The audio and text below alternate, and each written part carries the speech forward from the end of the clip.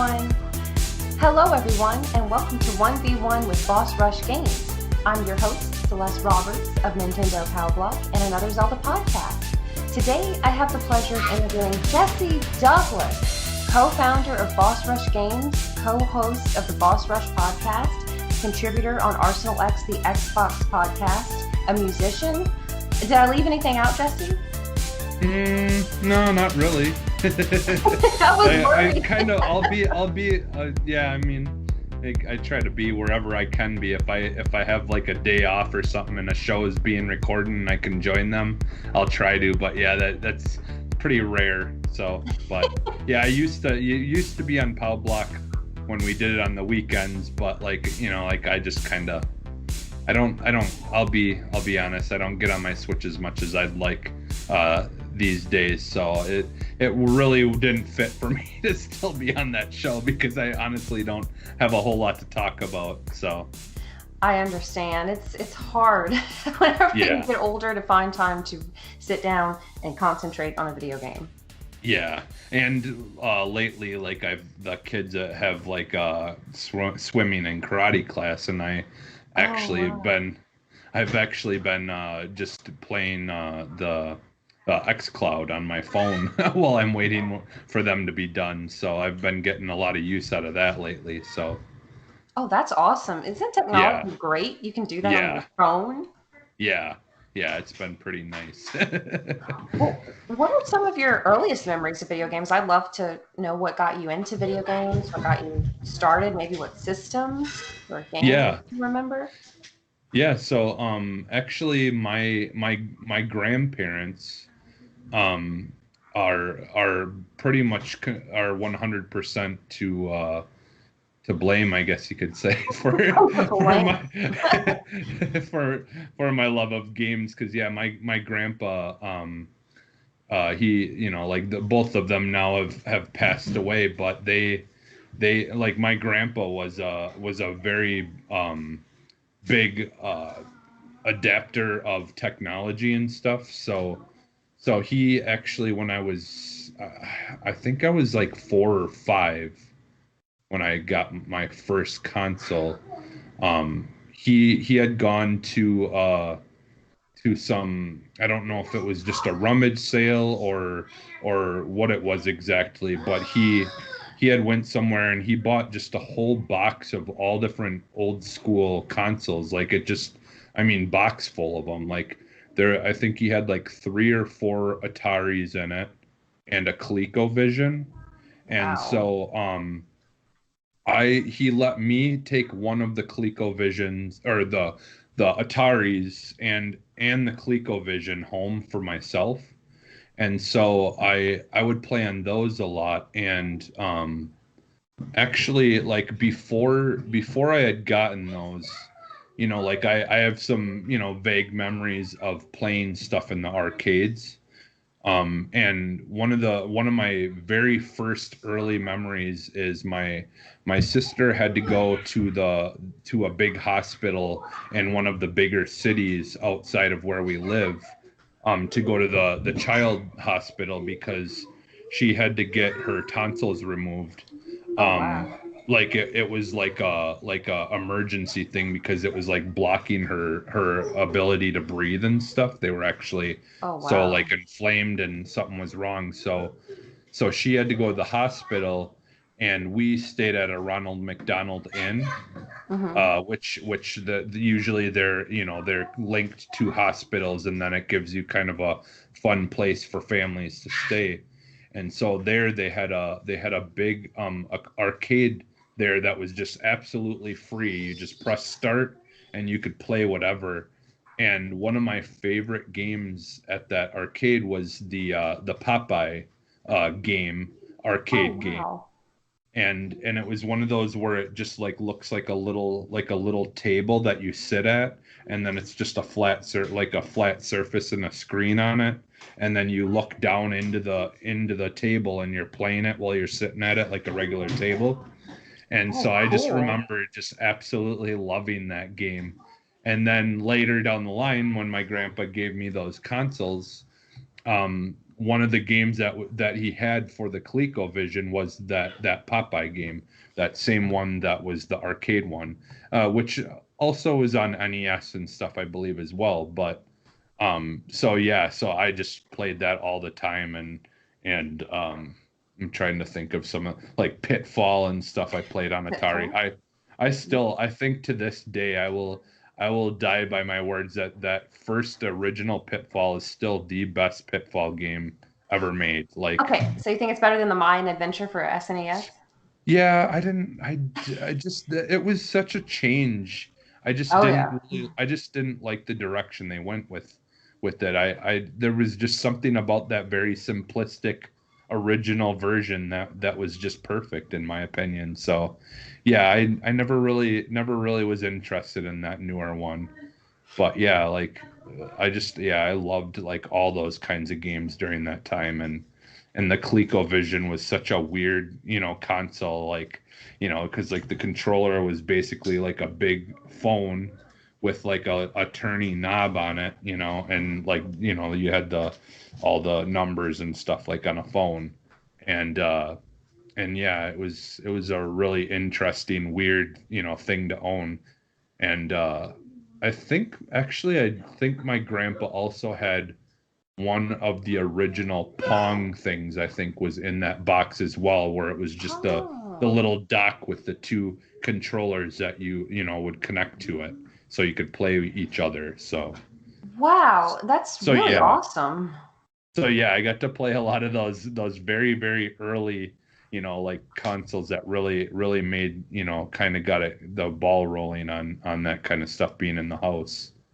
And then yeah, so that's kind of how it started. And then eventually, not, shortly after that, because I think it was only like a maybe that year or a couple of or maybe a year later after the Master System came out, my grandpa bought me that as well. And so then that was the console, like that, like at the time just blew me away how great the graphics were. And like it was just so cool having, I had the one that had Safari Hunt, and it was, I forget what it was called, like Outrunner. It was a motorcycle game similar to that Outrun game, where like in the arcade you drive and it's the car and you just had the shifter that either went forward or Yeah, backwards. yeah. Yeah, it was like that, but it was a motorcycle game, and both of those games were built into the system, because like the Master System was the first game, well, outside of Pong, the first game like console that had games built into it. So when you all you had to do is turn it on, and then it would this menu would pop up of those games that are built into it, and you could pick which one you wanted to play. And it came with the light gun and stuff, and so I played that a lot. Um, So it was more and your grandpa than your parents? yeah, my parent, Wow, yeah, no, yeah, well, that's pretty like, cool. yeah, and then like, eventually in our house, like my grandpa was the first one to get a computer for at the house, at their house and stuff. So we would always be excited to go over to, our grandparents and be able to play on the computer and play like, like all, because they had the DOS or whatever computers. They didn't have an Apple computer. But I did use Apple Computer in elementary school. We got to play like Oregon Trail and stuff like that. Mm-hmm. But and Number Munchers and all those kinds of fun games. But but yeah, like so we did eventually too, like get a computer, and I did a lot of computer playing games on computer for a while there too. But yeah, like, but my grandparents, I mean, like when the Game Boy came out, they got a Game Boy for at the house, and they bought a whole bunch of games for it for us kids to play and stuff like that. And so like my grandparents were always like, when new technology came out, they would, my grandpa would always be interested in getting it and having it at the house, for him, but also for us kids as well. So yeah, we were really lucky that we had, our grandparents were early adopters of technology, so I kind of got to see a lot of that early stuff, like right when we were really little already. So, So but yeah, your love of video games goes back to some of the yeah, OG systems. That's yeah, yeah, awesome. some of the very beginning. Because I did even play that Pong game too. Sometimes if no one was there though, I'd have to, play both sides. Play against Like playing myself. tennis with yourself, Yeah, yeah, like a Bugs Bunny cartoon or something. yeah. Run from one side to the other. Yeah, it Well, is. that's a way to get in shape, I would say, if you have to do Yeah, that. yeah. You'd probably get sick of that pretty quick. But yeah, like I've always just had a blast playing video games since like I was really little. So, and throughout time, I've got I mostly I didn't really get a Nintendo system actually until like what would it have been, like the 64, I think, would have been the first Nintendo console that I actually bought, because the Master System, which was the original before it was the Sega Genesis, like that was their main console. They're like their first one. And then I kind of stuck with Sega a little bit. I got the Game Gear, and then eventually Dreamcast, which is still to this day is still one of my favorite consoles of all time. Like, it was just, it was great being a lover of arcade games, and that was like the console that played arcade games as, close to as how well it plays on the arcade. It basically was a 1-to-1, but you being able to bring those games into your house, basically. What were some So, of the games on Dreamcast that you remember loving a lot? um, well, I I've always loved Echo the Dolphin, like that game. That I believe I had that on Dreamcast, but I mostly, honestly, around the time that the Dreamcast came out, I was playing like the Code Veronica, the Resident Evil, Yeah. and I was playing like the Tekken games, and like fighting games and stuff I was into at that time. Crazy Taxi was like that was like that was the best way to play Crazy Taxi, was on the Dreamcast, because it was an exact replica of the arcade version. So Oh, wow. And yeah. was it the Dreamcast controller or system where you could see your stats for certain Yep, games? yep. It had the memory cards that had a little screens on them that were actually very similar to like Tamagotchis and stuff, Hmm. where there was actually certain games would load games onto that you could play on it.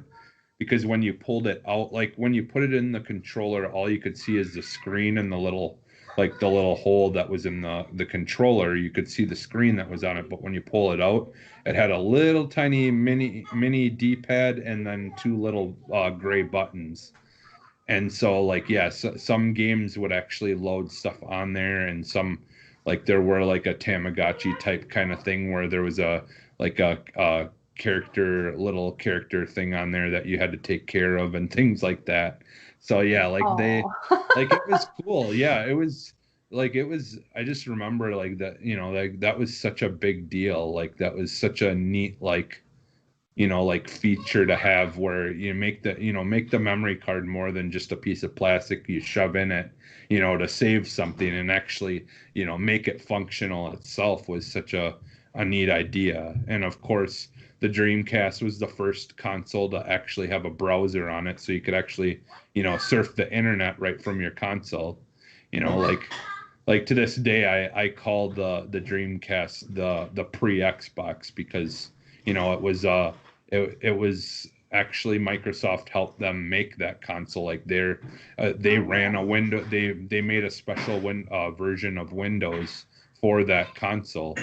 And so, like, that's why I think Sega and them have kind of had a decent relationship, is they kind of were there in the beginning, and then when Dreamcast kind of failed, and Sega decided to drop out of the consoles, then the Xbox came along, and they adapted the Dreamcast's kind of look, and and way that it plays and everything, and they kind of took their place, and then Sega, of course, said, hey, we'll let you have some Sega exclusive games for that for the first Xbox, since they kind of had already had somewhat of a partnership. You just So that, answered some questions. I've always wondered that. yeah. So that's kind of how that happened. Is they're like, what, we're not doing consoles anymore, but and then Microsoft was probably like, hey, like, we're making our own console, and they probably were, like I said, had contact with them, and they're probably like, what, like, would we be able to, like, have some of your games and release them for as exclusives, and I'm pretty sure that's how that kind of worked out, is they just were like, yeah, we're not doing consoles anymore, like, why not? That's so And at the cool. yeah, and at the time the Xbox was way more powerful than the PlayStation and stuff, because they kind of came out a little bit later, and really wanted to just basically make like a PC inside of a box, and which, like, there's some things out there where you can watch and stuff where they talk about like more a deeper history of that stuff, but there's kind of a funny story behind how they made it. They literally just took computer parts that they had laying around and threw it together and made something, and said, hey, like, let's just reproduce this, and that's basically how the Xbox was made. Is they just threw some parts that they had laying around together, and they made it work. So, So would you but say is the Xbox your favorite console, like each iteration of it? yeah, I think the thing is like with the Xbox, being like the first console to really do like the online gaming, like on the same level as what you could do on PC, is really what kind of made me stick with them. Hmm. Is they've kind of been doing that long enough now, that, and kind of perfected it, that, like, it's kind of been the way, like, I nowadays, with COVID and everything too, it's even more so. But like, I don't really get a chance to, or not really that I don't get a chance, but I'm not a person who's super interested in and trying to find new friends. If I make new friends, I'm completely fine with that, but By I'm not. chance, right? Yeah, I've always been where, like, I like to just have a little small group of, really close friends, and that's all I need. I don't need to, go out looking everywhere for more friends. But, Like like, forcing it, kind of. yeah, you do that to get in a relationship and hopefully get married. I don't need to be doing that more than than once, hopefully. Well, you Cross my have fingers. your wife, you have your Yeah. kids, you have Yeah. your family, you have us. Yeah, So it's exactly. but Exactly. as you get older, it's harder too, because Yeah. you start to value quality over quantity with friends, I Yep. find. Definitely. Definitely.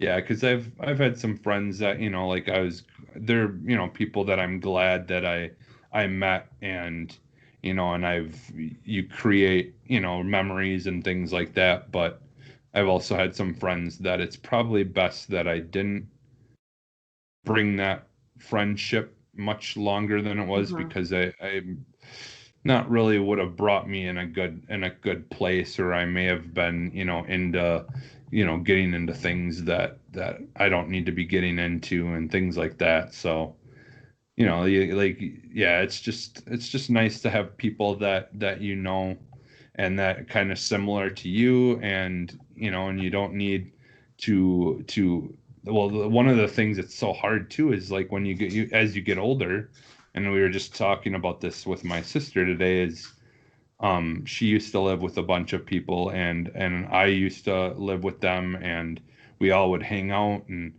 the more friends you have, the more opportunities you have of having to be disappointed that you can't, like, plan something, or plans fall through, and it's like, like it's such a bummer as you get older when you don't always have the kind of time that you would love to have for to give everyone the attention, that you feel like they deserve or whatever. So in that way Yeah. too, sometimes it's nice not having too many friends if you already are spreading your time thin.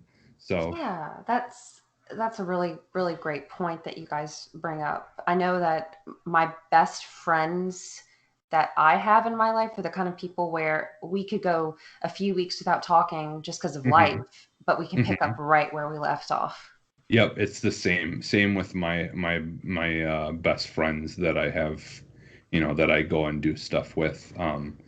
But like tonight after this, one of my friends were, it's so easy now. We can just go online and we can do stuff and talk and whatever, and and it's fine that way too, And so the Xbox is kind of, got that kind of world going pretty quickly, because at the time too, like chatting on AIM or on Yahoo Hmm. Messenger and all that stuff was so big, and to be able to now, not only just chat with other people around the world, but to be able to actually sit and play like full on, console games with them over the internet was such a cool thing. And so yeah, like I've just always been, that's kind of always where my heart's been, is with the Xbox stuff. And don't get me wrong, I love Nintendo and stuff too, and PlayStation, like PS1 and PS2. I've put a lot of time into those consoles. But Xbox has kind of always offered all the things that I needed or felt like I wanted in a console, Um, when for those times when I couldn't be together with friends in person or whatever, then we could just do it online. So I think that's so important for mental health and yeah, pre-pandemic too, but especially right now. That's how we connect to so many yeah, people, and it can yeah, be a moment of respite where we just let's focus on this game, let's have an escape from all the heaviness of 2020. yeah, yeah. Which, some things in it have so far gotten a little better, and there's some promising news of vaccines possibly Hmm. coming before the end of this year. But yeah, like overall, this year it's both felt way longer than it has at times, and at the same time, it's like you think, I can't believe it's already November already. Like, where did Yeah, this like year go? it's crazy. I blink and I think, oh my gosh, it feels like just yesterday. It was March and April, and I'm sitting out on my patio with my Switch, just getting into the Easter portion of Animal Crossing. Yeah, yeah, it's almost like that, like when people experience trauma, they just completely black it out of their mind. Yeah, It's like maybe it's just we've been like just all trying to not remember, and I that's why it seems like it never happened. and it's a little heartbreaking with the holidays too because Yeah. we're so conflicted, like do Hmm. we spend time with people we don't see very often in close quarters? How do we Yeah. and there are a lot of tensions. Like it's fine if it's we don't mind close family members like parents, but extended Hmm. family that you don't see very often, and also Yeah. with the climate right now with everything going on, sometimes you don't really Yeah. hear everybody's opinions on everything. Well, yeah, and like this is the situation we're in. That normally, my wife's family will all come from Upper Michigan to Wisconsin for Thanksgiving, but we're like, like it's kind of worse here than it is where they're from. So we're just kind of like, well, why don't you guys just stay there this year and don't bother coming here, and worrying about that. And because we're all going to be getting together for Christmas, but we're going to go there to get together with them for Christmas. So it's like we'll just kind of do our thing with my family this year for Thanksgiving, and then do Christmas, with her family like we normally do. So That'll probably be a little bit less stress for you guys too, yeah, like yeah, because I'm sure it's the same thing. For years, it's been okay, go to one person's side for lunch, go to the other person's side for dinner, and Yeah. you don't really get a chance to breathe. Yep. Yeah. Yeah. I'm a strong believer in the vacation from a vacation because it's always that, that last day, like when you get back, it's like, oh, I could really use tomorrow off yet, but just to do nothing because I had fun.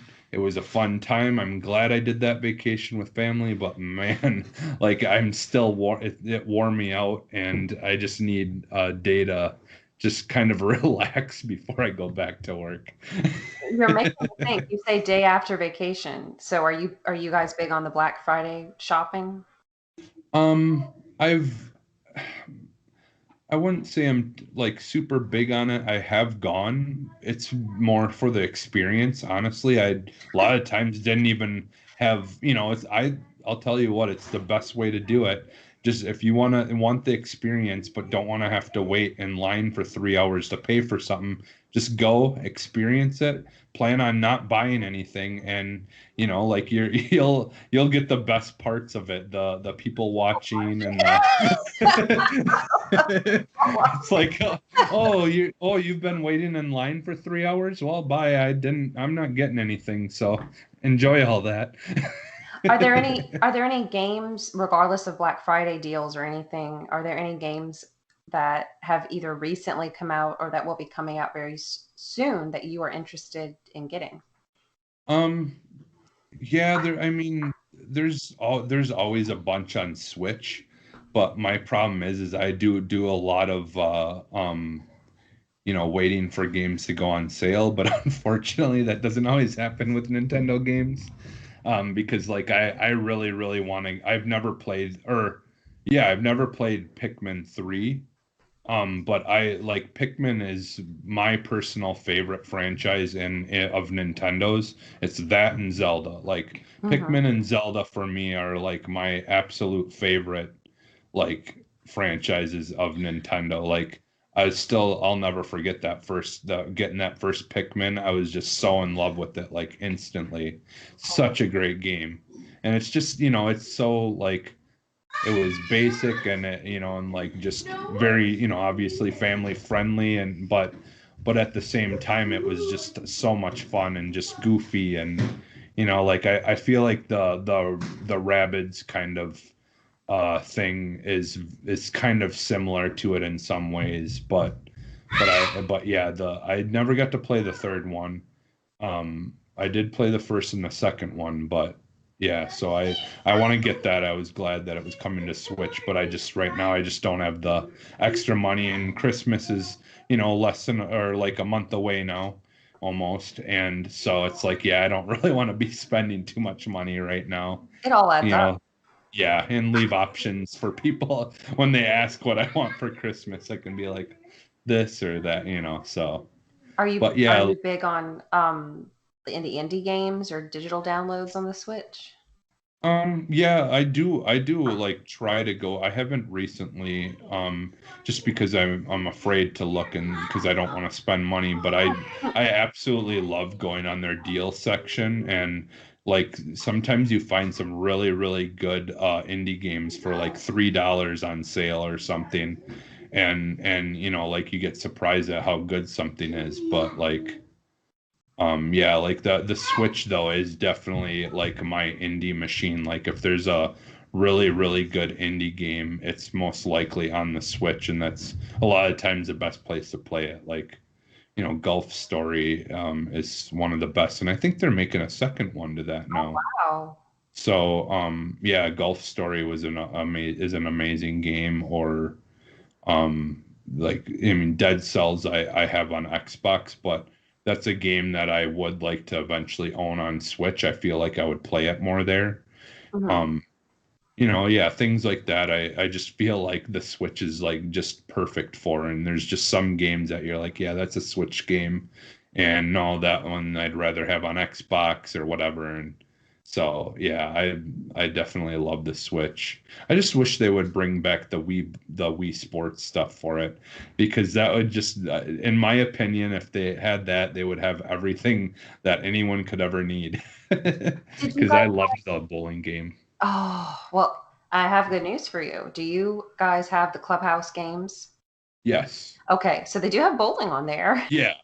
And I did try it, but I a little bit more, but mostly the kids did. I set it up for the kids, but yeah, I need to actually go on there and like actually try that myself a little bit. So yeah, because I do play that, but I've kind of dropped off of it recently, just because like I said, I've some of the stuff that they've added on Game Pass that I've been playing on my phone just recently.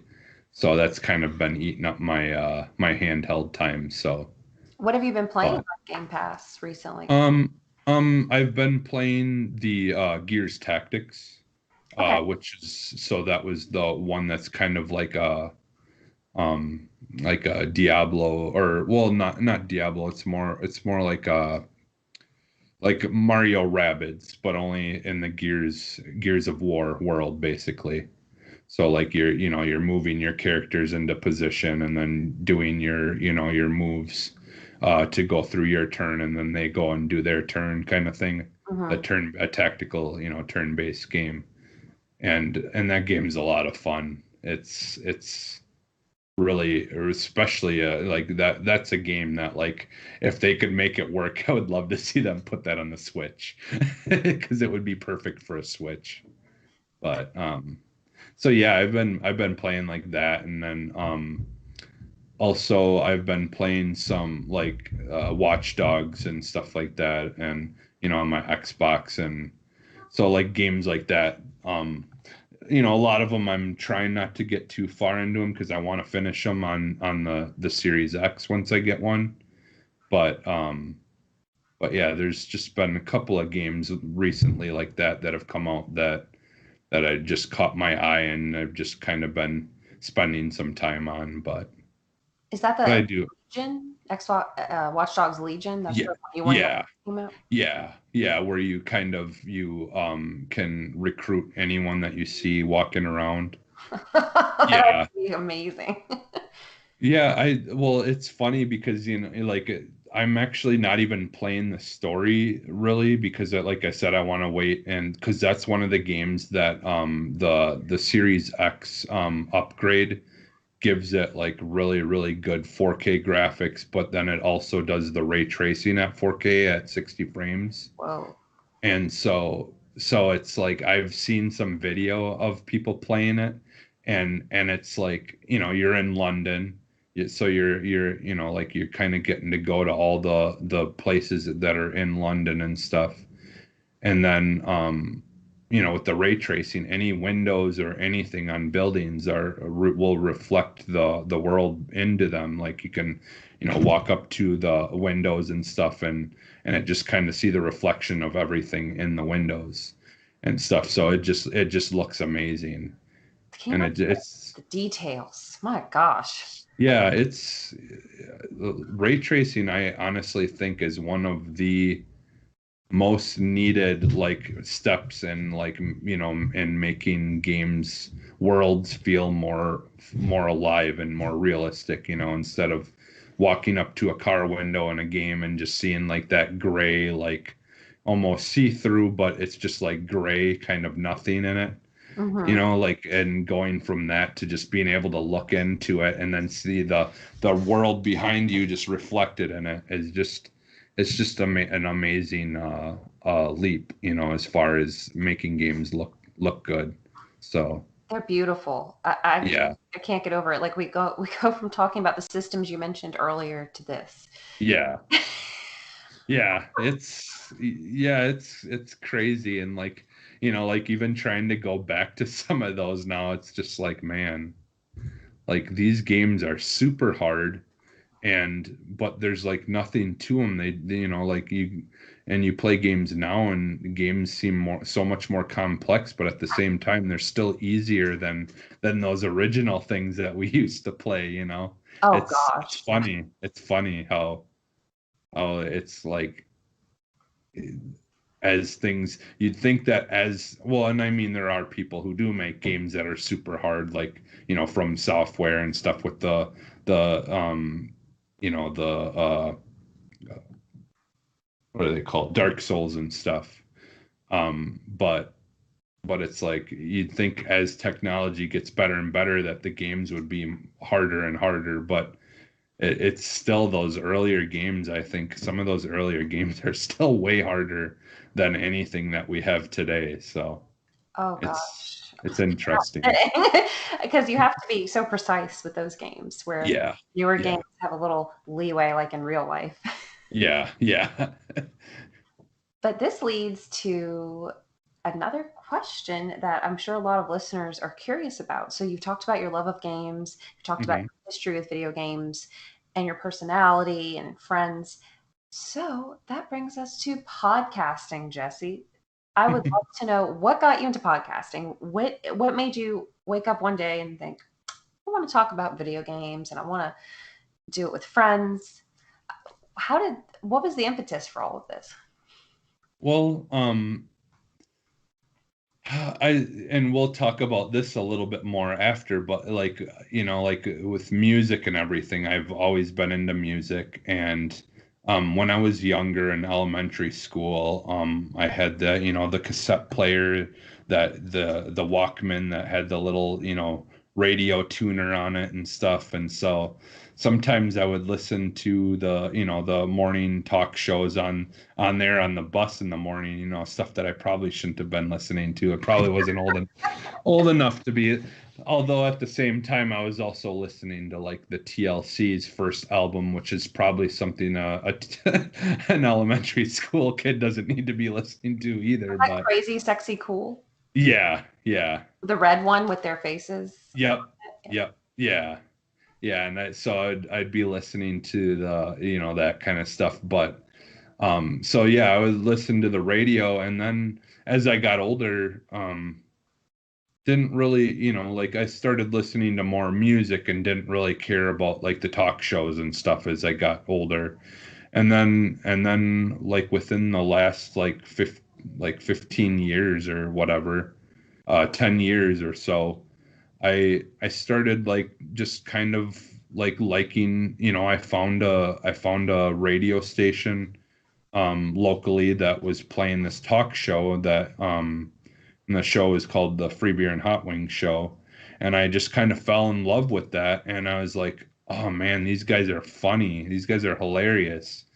And so then I started listening to that. And like people had kind of talked a little bit about podcasts, before that. And I, like heard people mention it, but I didn't really ever go with any of the Apple products really. um I've always kind of just been, Android based phone and stuff. And so, at first a lot of that podcast stuff was mostly on Apple, products only in the very beginning. And so I never really got into them. But as I was getting into this radio show and, podcasts became a bigger thing, um that listening to that radio show kind of, and then I started paying the $5 a month to be able to get their podcast version of it so I could hear the full like 4 hour show without having to sit at the radio, right? And so then that kind of, it spread from there. Like they talked a lot about these different comedians, and they mentioned the Never Not Funny podcast, with Jimmy Pardo, the comedian. So then I started listening to that. And then I'm like, you know what? I really love video games. I should see if there's any podcasts for video games out there. And so I actually found the, Nerds Gone Rogue, just through Facebook. I don't remember exactly how, but anyways, I had came across, the show, and I started listening to them, and I'm like, wow, I really like these guys. They're very similar, seem like they're very similar to me, as far as likes and stuff like that. And so, Corey and Ed, I would mostly listen to Pow Block. And I did listen to their other shows and stuff as well, but I mostly just listened to Pow Block.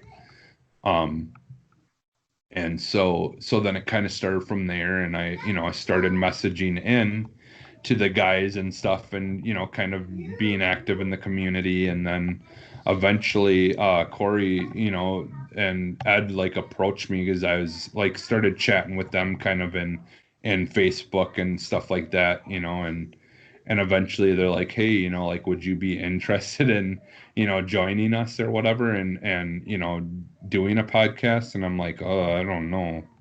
I hate getting up in front of people and like being like any kind of center of any kind of attention, like just makes me uncomfortable. And so I'm like, I don't know, I'll have to think about it. Like, yeah, I would like to, but I just don't know if I'm going to be any good at this or whatever, like I just didn't know if it was something that I would be able to do or not or be good at. And so I thought about it, and they had me come on like one episode and just said, well, why don't you just come on, an episode of something as just a guest, and then if you like it from that point, then think about it more or whatever. And so that's basically how it happened. Is I just kind of like I'm like I've worked third shift now for quite a few years, and it's not until just the last 3 weeks that that I have someone else that works with me. So I would work in a building by myself every single night, then come home, take care of the kids until my wife got home. And so I was never having adult conversations ever. Like it was go to work where there's no adults other than me, and then come home to kids and have conversation, with them. So it was like, God, this would be a really good opportunity for me to actually sit down and have an adult conversation with other adults about something that I enjoy, And so I was like, eventually, after trying the episode with them, I really enjoyed it. And I'm like, you know what? I think I would like to do this. And so then, that's kind of, we talked about then from there, me being a big fan of Xbox, and Corey and Ed knowing that. And then they were like, well, we should maybe think about doing an Xbox show. And then that's kind of how that all started, is me joining them, doing pow block and stuff with them, and then eventually me and them doing Xbox show. And then that's how Arsenal X kind of started, was from me joining them and just kind of being that push that they needed to finally have someone they felt would be good for an Xbox show, to help make that something. So yeah, that's kind of how it all happened. Is I started out as a fan of their stuff, and just by happenstance I happened to come across their show through Facebook. And yeah, and then from there, that's kind of it. Just it was rolling like something rolling down the hill, and just kept on going. So So but so Arsenal X was the first one you did with Boss Rush Games. yeah, yeah, that was it. Yeah, that was because yeah, we've had like that was with the Nerds Gone Rogue. I did Pow Block and I did Arsenal X with them, and then we started the NX show, which was where we mixed all of the consoles into one show, just because we were having a hard time with like time and stuff, like trying to find the time to be able to do all the different shows. And that only lasted for a little while. We didn't plan on it being permanent. It was just kind of something until we could figure out what we needed to do and where we needed to be to kind of get back to doing the separate shows. I think a part of it was is we were trying to hopefully find at least like one or two more people that could help us out, so we didn't have to be so reliant with we all of us have jobs besides this, and so like it's been just really nice to have a group of people that can kind of hop on whenever they feel like or can. And it's nice because like a lot of times, like if there's like Arsenal X, and if I'm not on it, I'm gonna listen to it then, because I wasn't there, so I can listen to it like a fan again. That's And really cool. That's a cool perspective. Hey, it's for family yeah, perspective. yeah, yeah. So it's, like it's been a blast, and like it's been great, like picking up you and LaRon and Austin and like everyone that that's joined. It's been just a lot of fun, and it's really renewed my joy of doing all this kind of stuff again, really, because it was getting rough there for a little bit, just because we were trying to do a lot by ourselves, and we were enjoying it and still always having fun doing it, but it was just like like you don't want to take too much time away from doing stuff with family, or you want to make sure that they come first and stuff still, when and things like that. So That can be so challenging even without doing a podcast. So yeah, you yeah, throw a exactly. podcast in the mix, and there are some weeks where I feel so bad on Pow Block because they're like, "What have you been playing?" I'm like, a little bit of Animal Crossing every day." Yeah, Because you'd think I don't have kids, but you'd think I have more free time, but just sometimes I'm just exhausted yeah, for yeah. It's work and everything. yeah, yep, yeah, and like that's the thing. It's not when you're younger and you don't have a whole lot of responsibilities, and we could sit and play like video games for like 15 hours straight. Like it was nice, but yeah, it's just not it's not practical now. And as an adult, you're lucky sometimes, with having kids, if you even get like just an hour out of the day of just being able to just kind of do your thing and not have to worry about anything. It's a being a parent's a full-time job, or a 24-hour a day job sometimes. And so yeah, but like as kids get older, obviously it gets easier, and they've got their own personalities and things that they want to do now. And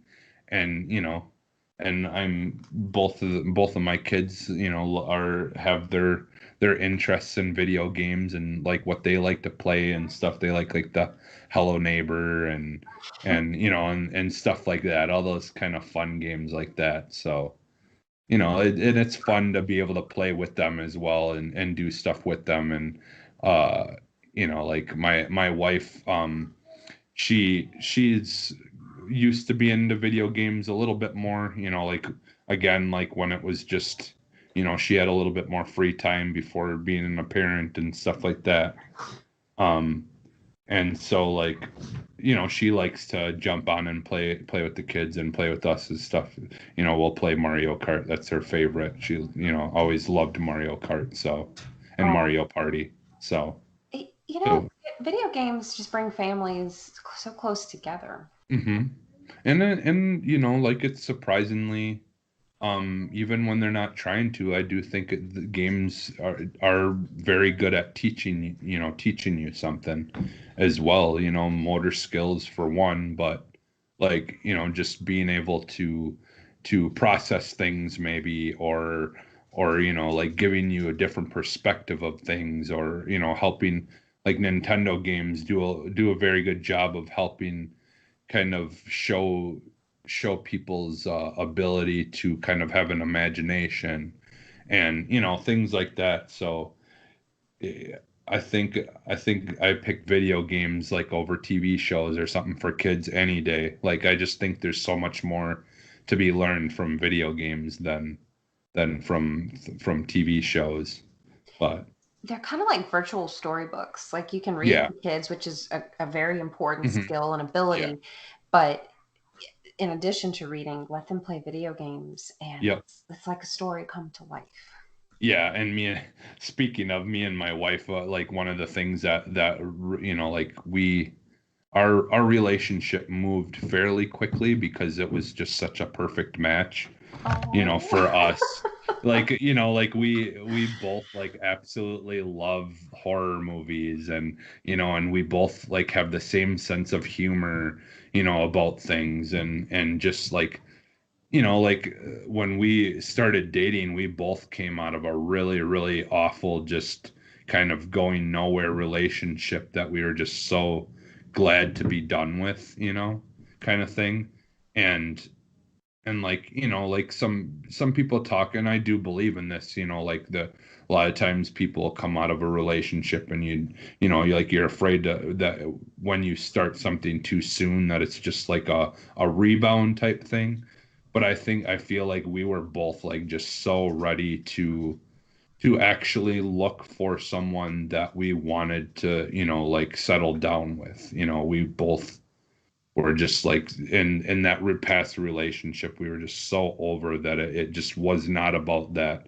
It was gone, like almost instantly.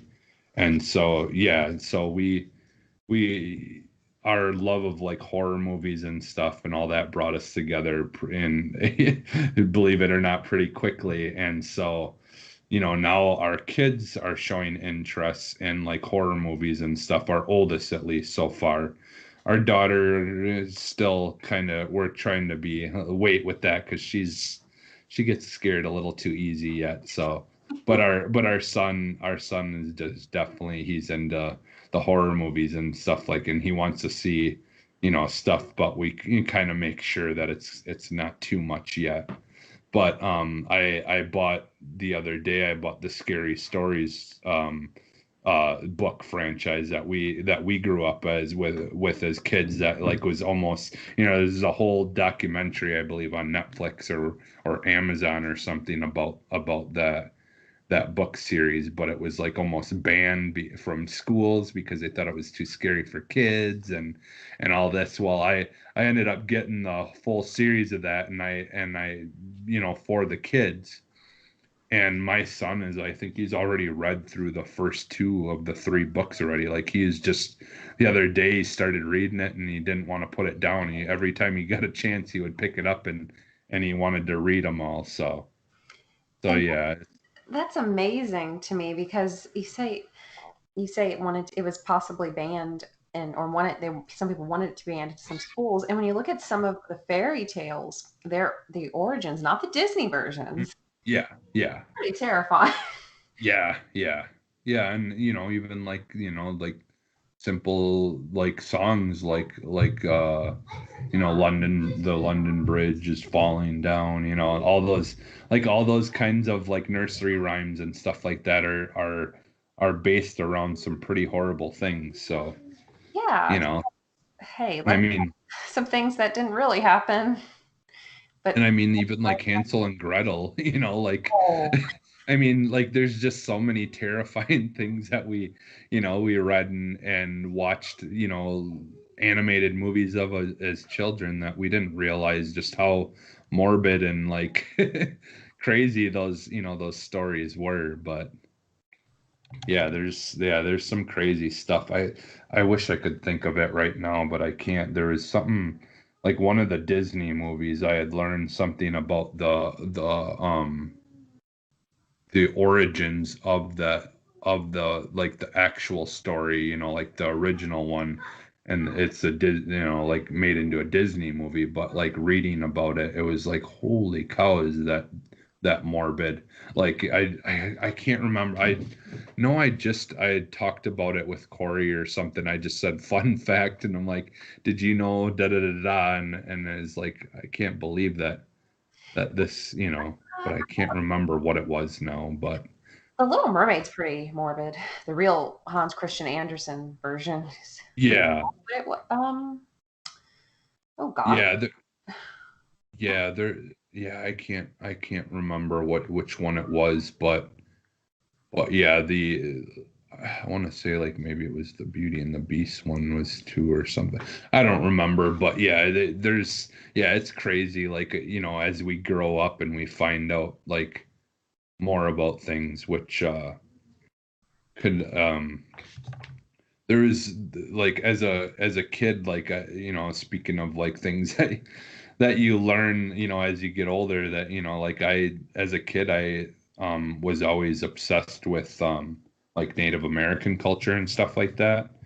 And then I grew up and I found out all the awful ways they were treated and stuff, and I was like, oh man. Yeah, and Peter Pan, for example, the part with the Indians in there, Yeah. like what makes the red man red, Yeah. I don't believe in censorship. I think No. people need to acknowledge what was going on in the past so we don't make those same mistakes. I think, Yeah. is Disney doing what Warner Brothers is doing with a little disclaimer before the episodes, maybe before movies? They, I don't know, because I'm trying to think of when the last time they released Peter Pan, if that would have been Oh, too early for them to because with them it's the whole vault thing. Well, mm. although I don't know if it's on Disney Plus. I Because if it was on Disney Plus, I could see them maybe doing something on there, but Because I know Warner Brothers, for a lot of their cartoons, they'll put the things you will see and hear do not reflect our opinions. mhm, It was made during a mhm. different time. Like Yeah. some of the cultures, the stereotypes they had, the negative stereotypes. Hmm. So yeah, when you're an innocent child, it's you don't think about those things, and then you Yeah. grow up and it blows your mind. Like Song of the South. Yeah, yeah, and it's it's funny because yeah, like there's just a lot of things as a child that you don't think about, but it's unfortunately it's conditioning and things where these adults that are believe or say these things that aren't right, and then like you don't think anything of it, and then you learn that, hey, maybe I shouldn't be saying that, and it's like, like you don't think anything of it when you're younger, just Yeah. even my grandma, who is like my mom's mom, who is like, is I considered her as a saint, but like when you find when you find out it's not okay to call like certain things that you've learned from them, like they would call it, and and you just never thought of it as anything other than what it was. But then you learn that, hey, that there's a one particular word in that thing that you're calling it that you probably shouldn't be saying. So A little offensive. yeah. Yeah, 'cause like I'm talking about, like, I know I'm kind of being vague, but like Brazil nuts, what some people have called Brazil nuts. Oh, like the actual food? The actual like Yeah, the Brazil nuts. Yeah, they my oh, grand oh wow. I mean, you don't have to say it. I didn't realize no, that people no, call my my grandma used to call them N-word toes. Oh my god. Yeah, it's Oh unfortunately that was a name for him at some point, and it was no big deal to call him that. And so, like, I grew up and I heard that my whole life, them being called that, didn't think anything of it till I got older, and I'm like, you probably should not be saying that. yeah. I hope that we've learned from past mistakes, and I hope that whatever Yeah. our generation is doing that's offensive and wrong, I hope the next one just it keeps getting better and we become more loving towards Yeah. one another.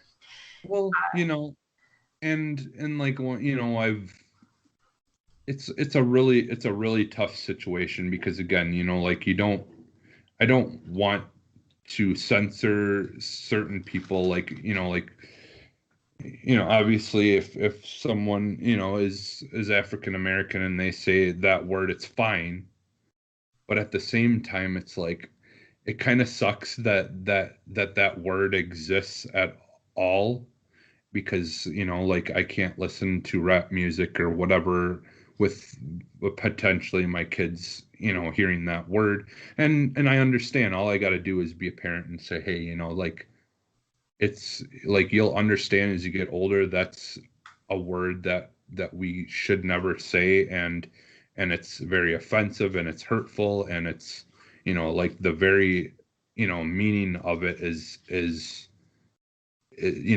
said or built behind malice and hurt and hatred and and all that stuff. But at the same time, it's like I kind of just wish that we would just get rid. Why do we need to use it at all? But I don't want to tell anyone, that they shouldn't use that, if they feel like they have the right to be able to. But at the same, like it's just a bummer that that word even exists, because it is an awful word. And if we could just get rid of those kind of awful words that we've used in the past way too often, in some cases, it's like the world, I think, would just be better if we just didn't even have to worry about those words being used at all anymore. And it's kind of like the B word for women, Yeah, but then on the other hand, some women own it and they use it as a yeah, term of affection for their yeah, friends. Or there's a yeah, song called Boss A B, which yeah, is all about empowering. It's yeah, Black women, and there it's all about yep, empowering, and it's so fierce because it's like they're reclaiming that word, but at the same time, I wouldn't want my godson to hear it and think I'm just gonna. That's what women want to be called. yeah, yeah, It's so many yeah, nuances to that. yeah. And and that it is kind of the same idea, with certain people being able to use certain words, and it is fine, like it is fine for them to do that.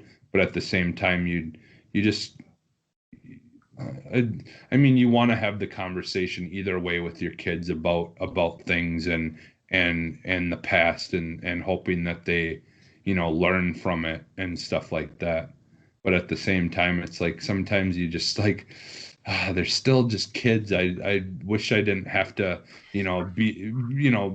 be so realistic, and like, about things, certain things, like you hate to, like, I mean, I already have with my kids. I've, talked to them a few times about the way, people are treated, and my son has friends that aren't the same color as him, and to have to, tell him that, there's a lot of awful people out there that, would be mean to your friend just because he doesn't look like them, is just sad that you even have to tell them that. But, like, he was really great about it. He's like, well, why? He's like, but he's my friend, and, like, like, just him working, like, just trying to, just can't comprehend quite that someone would be so awful just because of something so stupid, but The innocence of children, poor bless them. yeah, yeah, exactly. But Oh, But it's like I just sat and had a talk with them and said, like, hey, if you ever see anyone treating him poorly just because of the way he looks, that you make sure you stand up for him, and tell them to stop, or you get a teacher or whatever, an adult, and you let us know, because it's never okay, for that, to happen. So, it's definitely been a fun teaching moment, though, at the same time, as awful as it is, to just, hope that he will be an ally like us, like that, someone who's willing to stand up for when things are happening that shouldn't, we need, like, you think about certain things. It's like, if we don't have kids that we're teaching the right way, and too many people that are teaching the wrong way are having kids, like, you got to try to balance that out. But I think that's the eternal challenge. Is yeah, the eternal. like I know I don't have children, but I see how some people treat their own children in public. And again, I try to reserve judgment because I don't know if Yeah. it's been a little brat and Hmm. the parents just at their wits' end. Yeah. It's just, but there are Yeah. some cases where it's just blatant hatred almost, and Yeah. Yeah. breaks my heart because you hear so many stories about people who struggle to have children or can't afford Hmm. them or whatever, Hmm. who would be amazing parents. So kudos to Yeah. you and your wife for trying to make the world a brighter place, to have more sunshine, to have more love. So thank you for that, Jesse. Yeah. Yeah, and actually, like, I think I've told you about this. I know I've spoke about it before, but speaking of people not being able to have kids, like that was a really fun experience that I got to experience. As my wife actually was a surrogate. Oh, Uh, wow. tw yeah.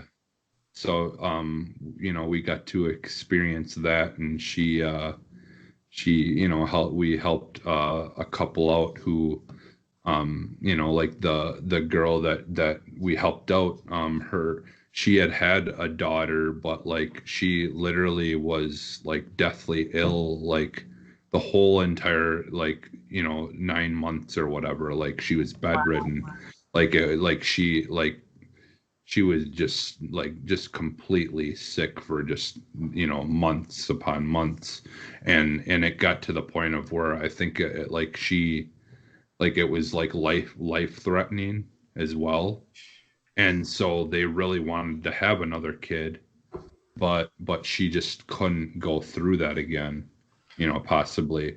And so, my wife was kind of interested in it. My wife's a nurse, so I mean, that kind of thing is, obviously been in her blood since the very beginning of just trying to help people and stuff. And I'll tell you that, like, it was a crazy and amazing experience. Like, I mean, like, at the end of the day, like that's not it's not your kid, but it's like, but it was so just cool being able to give that kind of gift to someone who wants it, and to be able to be in a position where we could do that easily. and Oh, and it was an amazing experience. And like, we actually, my wife was in the hospital to deliver the baby around New Year's. We were in, New Year's Eve. We spent the New Year's Eve and New Year's Day in the hospital, and the baby was born. It was a New Year's baby, and so it made it into the newspaper and stuff. so it's So extra special. yeah, yeah. So it was a fun experience, and just like us all hanging out in the hospital, room together, and just enjoying it. And it was a great experience that I was glad, I got to be a part of and stuff. So That's awesome. And yeah, that's a beautiful gift to give to someone. I'm yeah, sure that they greatly appreciated that. yeah, yeah. We still stay in contact with them, and like with the whole COVID stuff, we haven't really gotten to do anything with them, lately. But yeah, we stayed friends with them, and we still talk with them and stuff. And I'm sure once this whole COVID stuff is all over, we'll probably, hang out again with them occasionally and stuff some more. But yeah, it was a definitely an awesome experience. I'm glad y'all got to do that for them. Yeah, yeah. Um, so you were saying that in addition to horror movies and video games, and obviously podcasting, you are hmm also a musician. Would you like to hmm tell us about your history with music? Yeah, so actually, and this kind of touches back on something I said earlier, that so as a young child, I've always had this fascination with Native American culture, and just kind of being in Wisconsin. Like, we have a lot of reservations all over the place here. There's multiple different tribes here. Some of the more popular ones are like the Menominee and Oneida.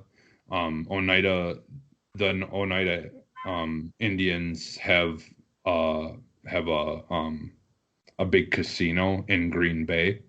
And so, like, it's very popular for that. But so, like, I've just kind of always been fascinated with that. And so when I was younger, my parents actually took us to the Oneida powwow that they have every year. I believe it's around the 4th of July here. and what they do is they have like dance competitions, and so different members of different tribes and stuff come, and they wear their traditional garb and stuff, and then they'll be a competition for each dance, like the each types of dances that they have, and they compete. And so my parents brought us when we were younger to go watch this, and I was just fascinated. Like right away, I was just like, "Oh, this is they're wearing such cool, costumes, and like the beating of the drums, and like their dances and everything were just so cool. I was just like just mesmerized by it all, and so like I've like since then, like since I was younger, just really was fascinated with the different kinds of music and stuff. And then, growing up, my dad listened to country music mostly, and like oldies, which, would have been like 50s, 60s, 70s type, music. And and so like I liked some of the country stuff. I mostly, for what my parents listened to, it was more about I liked the oldies stuff, like the 50s and 60s. um but then, like, kind of as I gotten older, and I started listening to like the radio myself, and finding kind of my own likes and things like that. I started to really get mostly into like hip hop and R&B when I was younger. So, like I said earlier, like one of my first like cassettes was like the TLC, like that very first TLC album.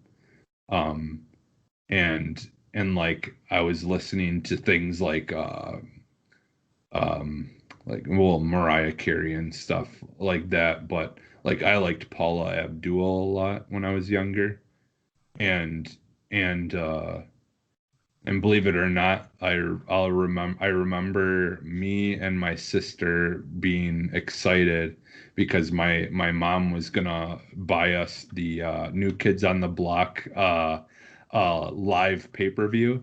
Like it was actually being, I think, broadcasted live, but it was a pay-per-view only thing, so you had to pay for it, and then and then we got to watch it live just from at our house. And yeah, so we I remember watching that, and so like I've just kind of always been into like hip hop, R&B, pop music, like all that kind of stuff, when I was younger. And then, as I got older, like experimenting more, but I always kind of stayed in that R&B and hip hop kind of like genre more than anything. Like it was like, like you had things like Ice Cube and Ice T and Bone Thugs and Harmony and stuff eventually, and Tag Team.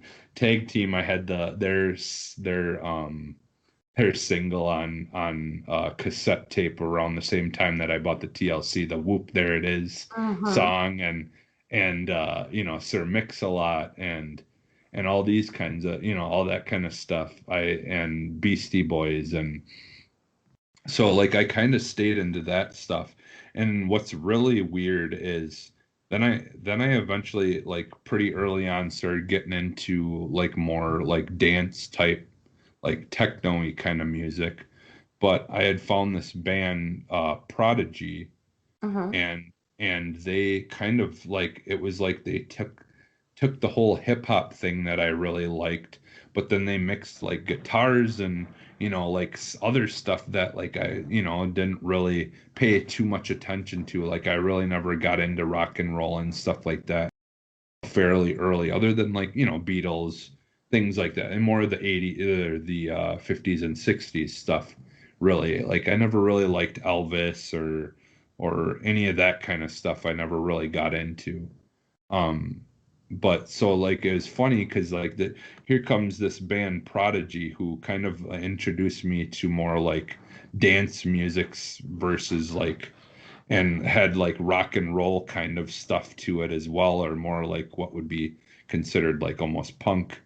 uh And so then that like really opened up my library from there. Like then all of a sudden I went from Prodigy to, hey, you should listen to this band Metallica. I think Metallica was one of the very first rock and roll bands that I had ever like really listened to and you know, first got interested in. I like that you But call it rock and roll because I always associated them with metal. yeah, metal, I yeah, laugh. yeah, I yeah, laugh. metal, No, I'm just laughing. yeah. 'Cause, No, it's yeah, yeah, it's definitely it would be considered more metal, but like yeah, that was yeah, what brought me into the more hardcore, rock and roll metal type stuff. it's a And genre of rock and roll for sure. yeah. So like, but kind of like Prodigy for me was like the center of like of all my interests, like because that's what introduced me into stepping beyond just the R&B and the hip hop and the pop music. Like that introduced me into like rock and roll and punk music and rock and metal. And but it also had it had those original things of where I started mixed into it, like kind of brought everything together for me. And so that's why Prodigy for me has really been like my still to this day like my like main band that I really look to for a lot of inspiration as far as like things that I like and stuff like that. That's awesome, and I love that you listen to so many genres, Jesse. I see your tweets with these Yeah, different songs you share, and you talk about different songs in our Boss Rush Games group chat, and I love that. yeah. It warms my heart because I used to almost feel a little embarrassed when I was a teenager to admit that I like some country music. Hmm. You know how it is? You almost Yeah, identity yeah, like, oh, I want to be associated only with this genre. I don't want anybody to know that I'm listening to Lil Wayne sometimes. yeah, I want people to think I'm listening only to Evanescence and Lil Like. yeah. Yeah, and that lead, I think, for me, like early on, I was kind of a little bit of an outcast anyways to start off with. Um, and I won't go into this too much right now, just keep it with music more, but like I had a learning disability and stuff. And so like from a very early age, I was looked at to a lot of people or some people as being really different. And, like to some people, unfortunately, like I wasn't smart or, like, and you have all these feelings that you put on yourself because like as a kid, you don't know how to deal with certain things or you don't understand it as much. And so, like, I've just honestly, because of, like that, and just, you know, a lot of times my friends in school and stuff were the other kids who were also outcasts or were different, didn't fit the, perfect norm, middle of the road standard, that sometimes, the world puts on us. And so, I've always just kind of been like, you know what, I'll just like and do things the way that I want to and how I want to. And people already in my eyes as a child didn't like me because of the way I was. So what does it matter past that point? So, like I've always just kind of been like, I don't really care anymore what if I like something that, people think is silly or is, not cool to like, like yeah, that's, I think where a lot of my, just kind of expanded genres, like all different kinds of music that I like is kind of come from is just that fear of not having that fear of carrying what I like, whether someone's gonna not think that that's not cool or whatever. So like I admit like I love like emo music, like one of the probably most made fun of genres of music within the last 20 years has been emo music. It was so not cool to like emo music, and like South Park makes fun of the emo kids. They have the emo kids on there, and but like to me, all music is emo. Like all music is emotional. It's just some music isn't going to completely 100% like link with how like how you perceive things, or the experiences that you've gone through, and and things like that. So like, yeah, I mean, my first relationship was, I was putting a lot into it and not getting much back from it. Mhm. And, that experience of life, getting cheated on then and later, and just going through all those things, like in my first, right away in my first relationship, and then I started listening to like more emo music and stuff, because it was like, you know what, this guy, the what he's singing about, he gets me right now. And sometimes it's just, people like to hold, emotions or thoughts or things in, and not, try to go through them in their minds, or try to resolve things. And to me, like, music has always been a really good way of showing emotion without physically showing it, right? Or talking about, or pondering things that maybe need to be pondered so you can move forward. Like the, music is sometimes, lights a fire underneath you to force you to do those things that maybe you need to do. And so, like that's why all the different genres, it's always been like what kind of like emotional, situation I'm in will determine a lot of times what I listen to, or and so like, I kind of started, with that core of like the Prodigy band, when it came to deciding to want to maybe try to make music. Like, I wanted to experiment with, with these ideas and things that I had in my head. Now, I don't know music theory. I've never had any lessons on any kind of instrument, but, here comes technology, to make something that, like, used to be impossible, um an possibility now, that I could make music without knowing, music theory, knowing how to play a piano. Like, you basically just, mess around with sounds, and eventually you're going to figure out like how to like either do something, like duplicate something maybe that you've heard, or like take pieces of what you've heard before and kind of mix them together in your own way. Mhm. And like, for me, it was almost like playing a video game. It was like, it was like trying to solve a puzzle in a video game. You're like, okay, well, how, if I put this, drum piece here, and it plays there, and like, well, like how, what do I have to do to make these drums sound like something that you would hear in music, I And li- I was gonna say I liked that song you shared with our team today or the other day. I'm yeah, looking through the chat right now.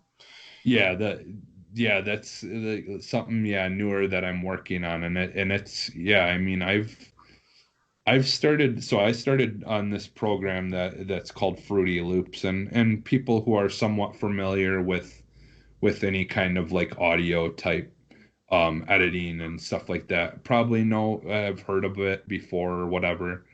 But it's essentially just like a program that's just loaded with um like all different kinds of instruments, and it's all played digitally, and you can manipulate the sounds to make them sound authentic, like without any kind of break in them where it just sounds like robotic, like you can actually make it sound like it's someone actually playing a violin, or it's someone actually playing drums, or it's someone, actually doing these instruments. And it's just a matter of learning how to make something seem coherent and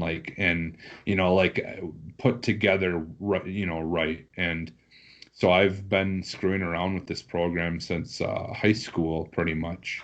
And I've had, keyboard. I had a keyboard that I bought in high school or middle school, I think, that had like different things you could program on it, and little drum stuff you could program on it. And I messed around with that first and made some music with my friends. Like I started out doing more of like hip hop stuff, like where I would make a beat and then me and my friends would write lyrics to rap over the beats and stuff that I would make. Oh, I love it. Yeah, so we like that's kind of how it started. And then I was like, okay, well, if I'm gonna start actually making music like this, I already listened to a lot of hip hop and a lot of rap, but I need to really find like where is my like what kind of thing can I replicate that's kind of like how I feel would be like my kind of style that I prefer or whatever. And so then that's when I eventually I was just listening to all different kinds of rap music. And then eventually I came across the group from Tennessee called 3 6 Mafia, and they were like a hardcore like gangster like hip hop. And I was like, oh, I really like their beats and stuff. And so then I really started digging into their stuff and just trying to understand it and being like, oh, cool, like this is crazy. A rap group sampling a Cradle of Filth song for their rap beat. I'm like, what? Who would have This thought is that? so weird. And then learning that, like, like the one of the main, founders of 3 6 Mafia calls himself the Scarecrow. And it's like, oh, there's my love of horror and all that. Because I did get into like Insane Clown Posse and all that. Yes, people love to make fun of them. I Yes, I was a fan of their stuff. like But their songs. yeah, but I mean, I loved horror movies, so it was like a natural progression. It's like, how could I not listen to this rap group called Insane Clown Posse, who's like these clowns who supposedly go around, like killing all the bad people in the world. Hey, I Like, I mean, like people. I like. yeah. Yeah, exactly. It's like, like they're talking about killing bigots and killing, this and that. And it's like, well, I don't like those people. I'm not really actually going to kill them, but it's like, it's an interesting, form of music, and it's kind of fits that horror, like that horror genre of movies that I like. So it's kind of like a mix of my love of hip hop and horror movies together. And so then that, and 3 6 Mafia is kind of the same way. They're a little bit more, I feel like realistic. Like, unfortunately, they may have seen a lot of these things that they rap about actually happening and stuff, because Tennessee is can be a hard place to be. There's some bad areas where have to struggle and deal with a lot of stuff. So, Some rough, but uh, rough yeah. areas. Yeah, so like the then 3 6 Mafia was kind of like their music is what really got me interested in making like beats, like trying to like really venture into doing that kind of stuff. I'm looking And them up right now. yeah, yeah, they like I their stuff is pretty hardcore. And like there's some stuff that they do and sing about that's we've heard a lot, but again, is like certain things that I don't necessarily like, like that thing you talked about with the Disney movies. I do not I do not agree with, calling, women, referring to them in certain terms and things like that. Like, it's all music and just, a persona to me, I guess, in some ways. But Yeah, But yeah, a way to have fun, to break out and express yourself. That yeah. like have you ever there's a female singer, I cannot think of her name. She's part of like one of those Real Housewives shows. I've never watched Oh, that okay. series, but she's a singer too. Okay. And Yeah, my wife would probably know better, but yeah, because yeah, I don't really.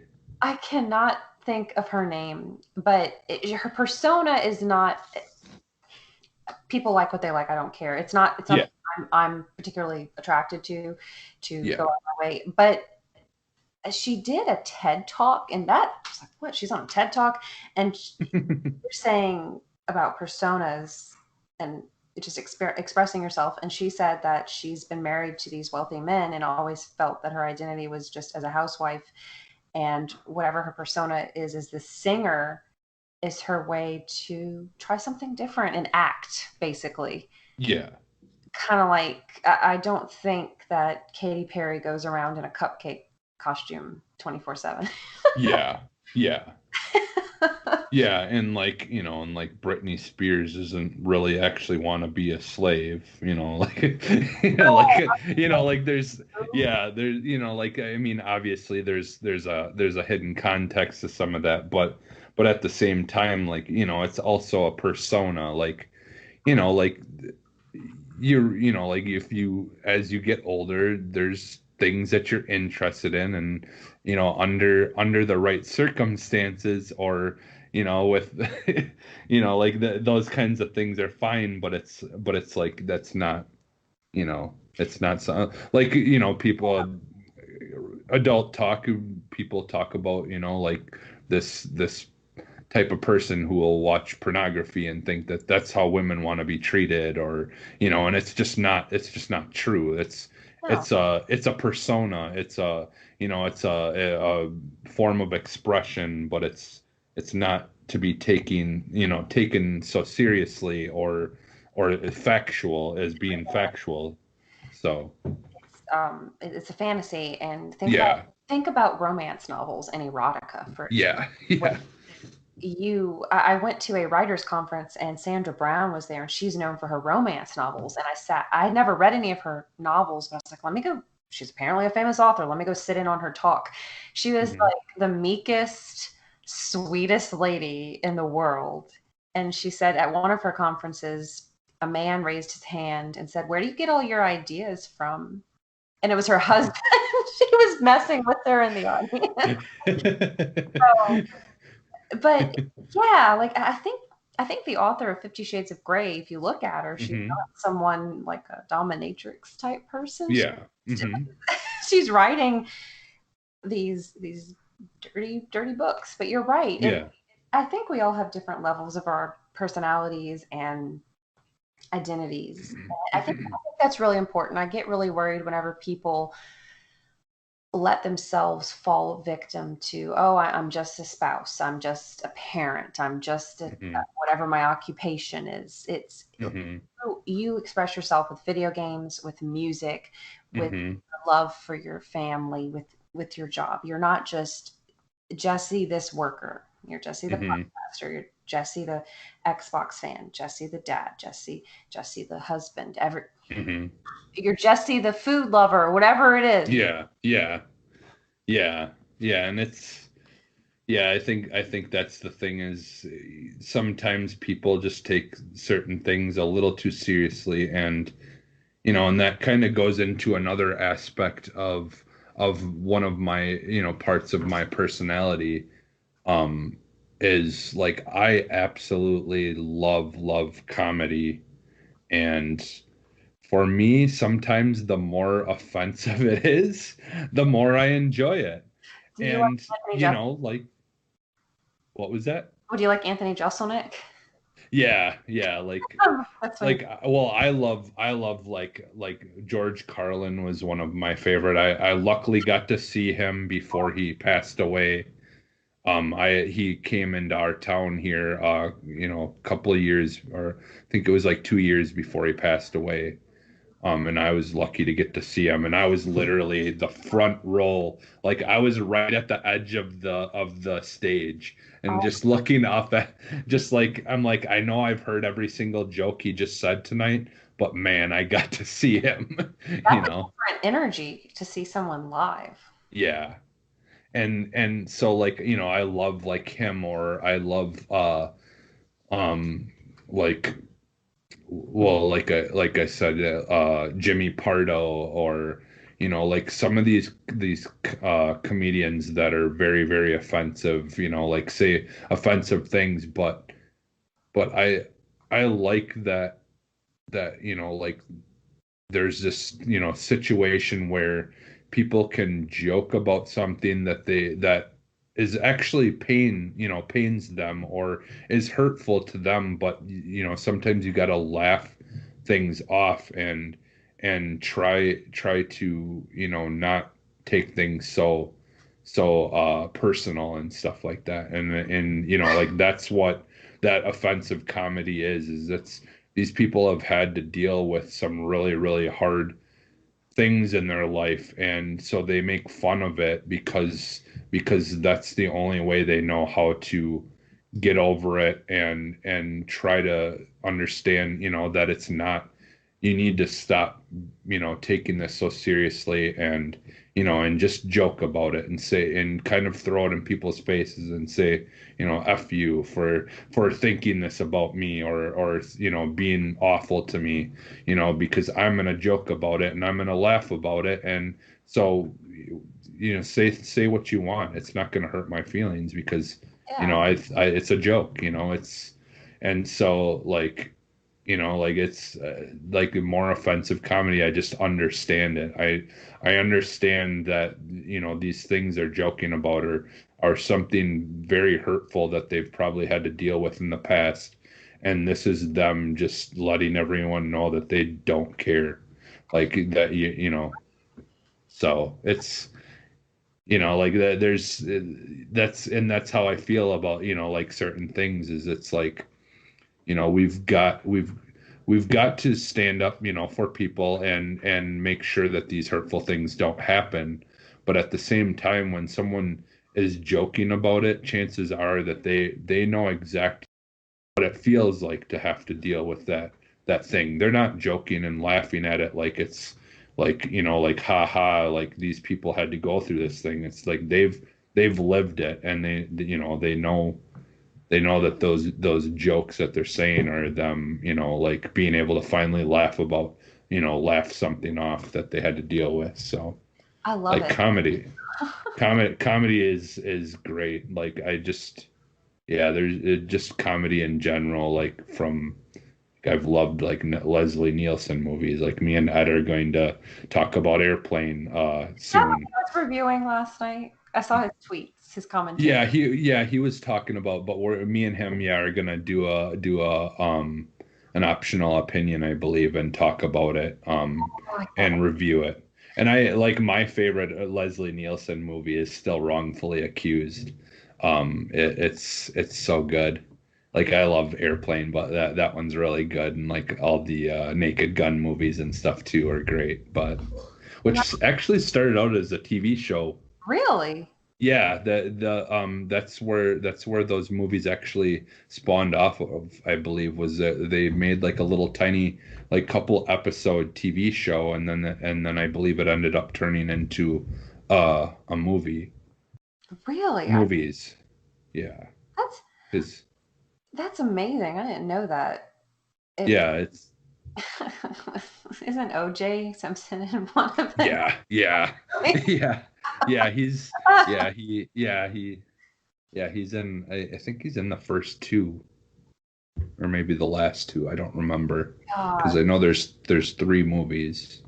But how yeah, changed since then yeah. a little bit. So, well, and now I know I've gone off of on a tangent here and brought us away from music, but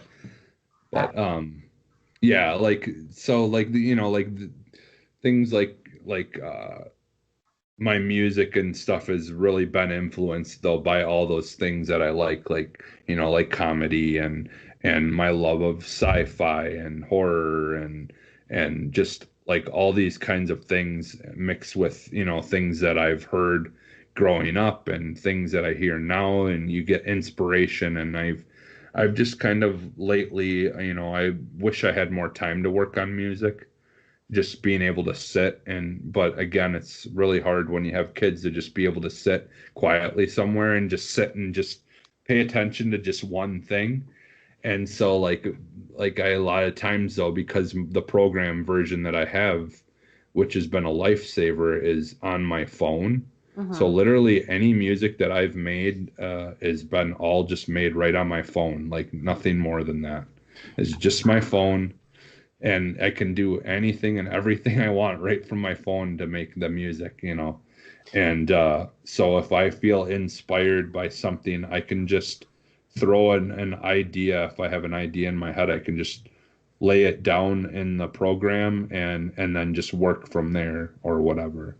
Are you the So one who made the song intros for all the podcasts? I've made it. Some of the podcasts that we have, I are using my intro. I think a lot of them though, I think need to, I think NX right now and Arsenal, or Boss Rush and Arsenal X, I think are the only two. Well, yeah, I think those are the only two right now that are using one of my songs. Um, it used to be that like I had one for Javelins for Hire, which was an anthem podcast that me and Corey were doing, and then also did one for Tower Casuals. I don't think he uses that though for the new show, the bring back of it, but yeah, I had a whole bunch of them that I've made that we've kind of phased in and out. I had one for Pow Block as well.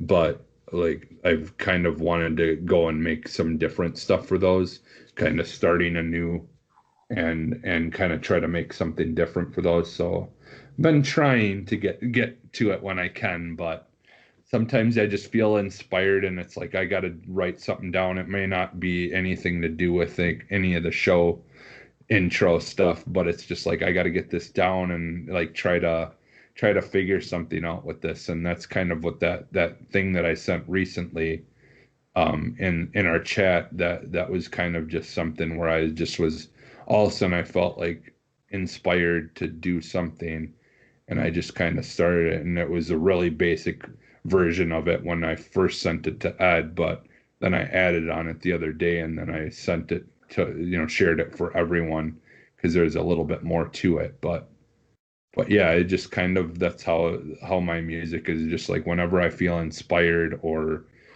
something like an emotion or something I'm going through inspires me to what kind of sound I want to go for, or but it's all just been completely me teaching myself and just trying to figure things out. But I think what helps though is I I really wish that I would have like actually went to schooling for learning piano, because I I've been very fortunate that like I can um like figure stuff out. Like I can listen to a song and like learn how to play it just by listening to it, like trying to just playing, like okay, I think it might be these keys that they're hitting right now. Like, like I've been able to do that with some stuff now, not like really complex stuff, but I think, that's really been helpful, is just being able to kind of almost mimic certain things and kind of figure like keys and notes and stuff like that out a little bit on my own. So That's very impressive. yeah, I've even actually I don't have a guitar anymore, but like I started listening to The Cure Hmm. quite a bit, like when I was a teenager, and like just absolutely fell in love with them and like Depeche Mode and like a lot of those 80s bands that are a little more on the darker like gothic kind of side. Good And stuff. well, and and again, like Depeche Mode, like that was like a mix of rock and roll, but they kind of have that like techno, like dance Yeah, kind of and synth, to it. kind of. Yeah, yeah, and so like it always comes back to like the dance music or the techno music or the hip hop, and so that's why like when I make music, a lot of my stuff is kind of like that core of what's again kind of like interested me in other standing out, going outside of that and finding other things that kind of pull of that music into it and mix other things with it, so yeah, and like the with the Cure, like I had at one point bought a guitar and I bought an effects pedal and then I would start plugging the microphone into the effects pedal and using the effects through my vocals to make sounds and the same with the guitar and I would just sit in my room and listen to like a Cure song and then try to figure out what they're how they're playing that and there is a couple of like very basic tunes that they've used in their music that I was able to figure out how to play on the guitar even and stuff like that without any kind of like schooling or anything. That's awesome. um so yeah, like I've just kind of always had an ear for certain things, and so I just like felt like like this is kind of a sign like maybe I should try to like do something music wise and make something and try to like continue to use this little bit of natural ability that I might have and try to see what I can do with it, kind of thing. So Hey, you are never too old to pursue any hobby or passion ever. and again, technology has made it so easy. I mean, the radio show that I listen to, they're doing running ads for some program where you pay like monthly and you can literally get um like you get video like teaching or video classes and learning how to do certain things like everything from tennis to music. Like you can get video like step by step of how Serena Williams, like her routine of how she improved on playing tennis and getting better at it, and you can watch that, and then the next video you could watch like how to play guitar, being taught by, whatever famous person or, like it's, there and YouTube alone. I mean, like if so, a lot of times now, if people want to fix something or need to fix something at home, you can look it up on YouTube and chances are there's a video showing you how to fix something yourself. So it's like we technology has made it so much more easy and things like so much more access to how to do things and be it hobbies or things that you maybe want to know for a job or something, Yeah. so There's almost like there's no anything you can imagine is on yeah. YouTube. Has been somebody's had the same question, somebody's worried, somebody's wondering the same thing. Yep. So Well, Jesse, is there anything else that you'd like to share with listeners? I know we um covered a lot of. yeah, I've kind of I've tried to sneak some little things, that I I just kind know of off the top of my head in. So 1v1s. I think 1v1s with anybody could go on forever because people have yeah, the interest. You know. it definitely was like when, we did a couple of those first ones and it was fun and it was exciting to get to just sit down with people and, like, and just kind of talk with stuff and wherever the conversations goes, you just kind of go with it, like a natural, like it happens in the real world. Yeah. Well, Jesse, I really appreciate your taking the time to sit down with me and with listeners and to share all this because like I think you had mentioned it, I don't know if you mentioned it off air or on this recording, but you do have an older 1v1, but Hmm. we're trying to reintroduce the founders of Boss Rush Hmm. Homes. So I'm really excited for listeners to get to know you better. I've enjoyed this because I haven't had Hmm. a chance to really chat with you Yeah. from a few, Twitter messages and a Yeah. recording here or there with Boss Rush. Yeah. Yeah, like it's, that's been the hard part about this is I've loved, like this our group growing, but at the same time working third shift, it's like I'm not around. I don't get to be around when everyone's recording their stuff and get to join in on the fun because yeah, this was fun doing this with you and I was definitely looking forward to it because yeah, I would like to get to have more conversations with the people that have joined us and stuff and who are doing such an awesome job. So, like this was definitely a pleasure for me as well. So, Thank you for helping to foster that positive community. yeah, I'm very proud of where we're at. I think we've got some awesome fun people in our group that I just absolutely look forward to listening to the shows and stuff when I can and that's podcast. It's gotten so out of control for me.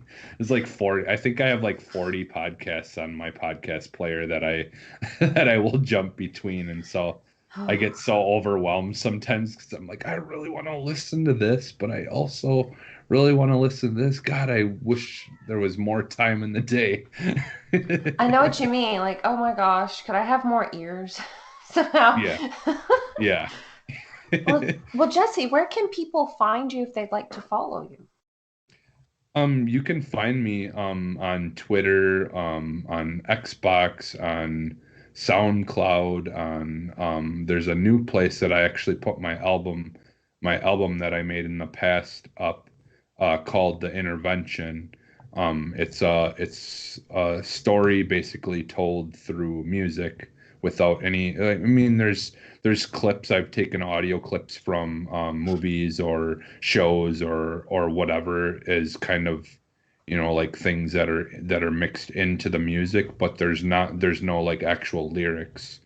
But it basically the short is it's basically it tells a story of a version of Earth that has gotten so out of control from global warming and things like that and just been so neglected that it's basically on its way out and how humans and had just been completely ignoring it and it got to the point of where these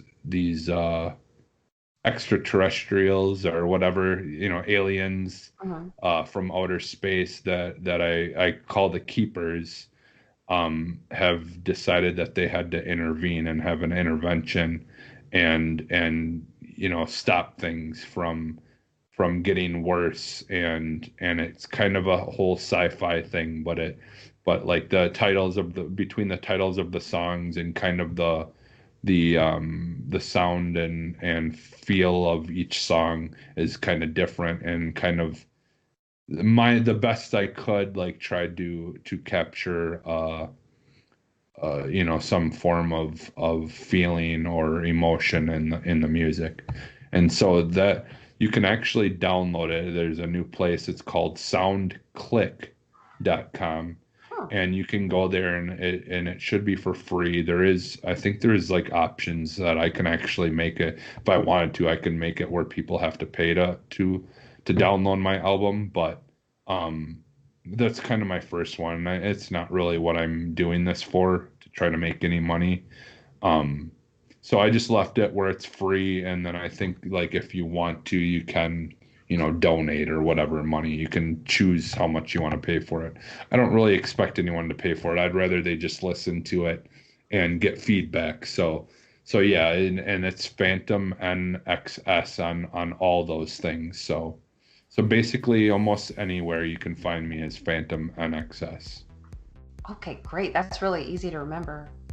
Yeah. And Phantom with the letters in excess. Yep, and it's all one, all one thing. There's no spaces between the N and the X and the S, but those are all three of those at the end are capitalized. So Awesome. Well, thank you so much, Jesse. And I really look forward to listening to more of your music and engaging with you more. And I'm really yeah, excited for listeners to get to know you better. They've yeah, heard you on the shows, they've seen you on the shows. Now they get to, hey, let's go behind the curtain a little bit. yeah. Get a little peek. Well, thank you again so much, Jesse. This was a pleasure. Yeah, thank you. And the listeners, you can find us on bossrushgames.com. You can find us on Boss Rush Podcast, on Twitter, and I guess everywhere else. Instagram, Yeah. YouTube. And Twitter's the best way to Yeah. keep up with everything. But until next time, we'll talk to you guys later. Bye, guys. Bye.